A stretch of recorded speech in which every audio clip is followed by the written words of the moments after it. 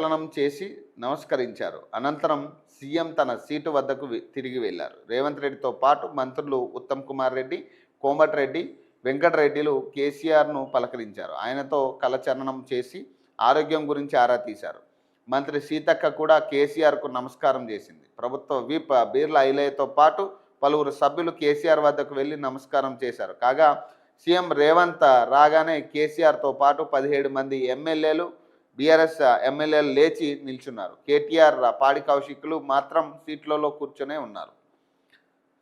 తెలంగాణ రాష్ట్ర ఏర్పడినప్పటి నుంచి ఇప్పటి వరకు పలుమార్లు శాసన సమావేశాలు జరిగాయి. కొత్తగా శాసనసభ కొలువుదీరిన తర్వాత స్పీకర్ను ఎన్నుకుంటారు. తర్వాత శాసనసభ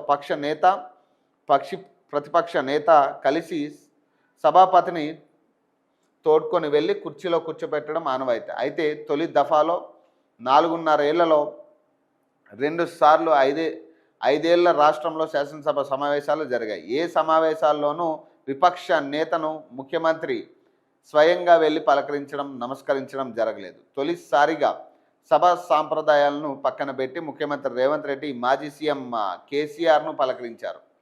ఆయన కుర్చీ దగ్గరికి వెళ్ళి నమస్కరించి మరి యోగక్షేమాలు తెలుసుకున్నారు. సీఎం రేవంత్ రెడ్డి చర్య రాజకీయాల్లో సంచలనం సృష్టించిందట.